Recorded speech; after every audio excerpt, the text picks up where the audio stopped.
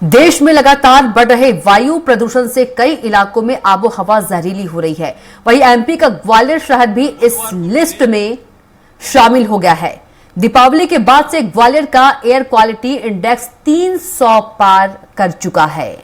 इन हालातों को देखते हुए जहां प्रशासन चिंतित है, तो वहीं दूसरी ओर जनप्रतिनिधि और आवासियों के अपने अपने तर्क है।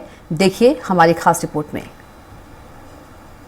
ग्वालियर का प्रदूषण लेवल, जहरीली हुई ग्वालियर की हवा। बुधवार को प्रदेश का सबसे ज्यादा प्रदूषित शहर रहा ग्वालियर। डीडी नगर में AQI 312 पहुंचा। महाराजवाड़ा में AQI 306 दर्ज हुआ।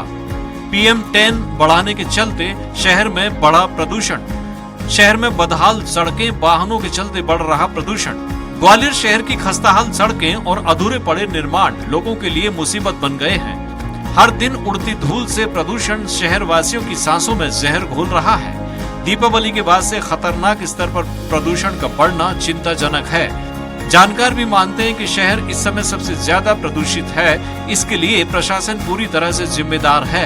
देखिए, ये निश्चित तौर पर चिंता की बात है कि दिल्ली से भी ज्यादा बुरी हालत हमारे ग्वालियर शहर की है। और उस ग्वालियर शहर की जो किसी जमाने में देश का आदर्श शहर होता था, तो यहाँ जो मौजूदा प्रदूषण की स्थिति है, इसके लिए जनता की तो एक भूमिका होती है, वो जिम्मेदार होती है, लेकिन मूल तौर पर प्रशासन इसके लिए जिम्मेदार है।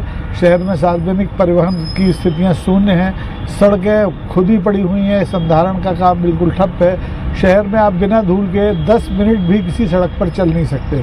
ग्वालियर में प्रदूषण की सबसे बड़ी वजह है खस्ताहाल सड़कें और कुछ नए प्रोजेक्ट जिन्हें नियमानुसार पूरा नहीं किया जा रहा है, जिसके कारण धूल के गुबार से लोग परेशान हैं। ऐसी प्रदूषित हवा में सांस लेने से श्वास संबंधी रोग, ब्रोंकाइटिस, गले का दर्द जैसी बीमारियों का खतरा बढ़ गया है।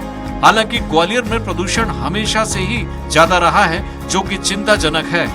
मेरे मन में इस पर रोक लगाई जाने की जरूरत है।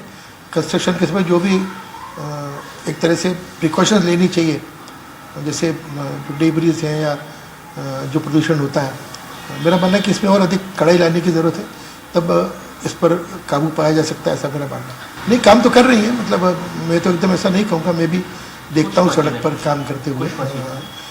पर यह बात ठीक है कि ऐसी स्थिति में कोई भी मशीन डाउन नहीं हो, सारी चलती रहे, ये होगा तो मेरा मानना है कि स्थिति पर नियंत्रण करने में सहायता होगी। नगर निगम को चाहिए, अधिकारियों को चाहिए कि सभी की सभी मशीनें दुरुस्त करें और एक्टिव हों, तो मेरा मानना है कि जो समस्या दिख रही है प्रदूषण की, उसमें काफ़ी कमी लाई जा सकती है। ये बात तो सच है कि ग्वालियर में पॉल्यूशन की जो समस्या है वो विकराल रूप लेती जा रही है और इस कारण बीमारियां बहुत बढ़ रही हैं। ग्वालियर के अस्पताल मरीजों से भरे पड़े हैं और मैं समझता हूं कि पॉल्यूशन का जो मुख्य कारण है ग्वालियर में कि जिस रेशो में जनसंख्या बढ़ रही है, उस रेशो में शहर का विस्तार बिल्कुल नहीं हो रहा है। करोड़ों पौधे लगा दिए हैं, लेकिन वो पौधे केवल फाइलों में लगे हैं, कागजों में लगे हैं। शहर को हमें और आपको ही मिलकर बचाना है, तो मेरा तो यही अनुरोध है कि ज़्यादा से ज़्यादा पौधारोपण का कार्य हम और आप मिलकर करें। नेशनल क्लीन एयर प्रोग्राम के अंतर्गत केंद्र सरकार की ओर से 15वें वित्त के लिए सभी निगमों को राशि दी जाती है।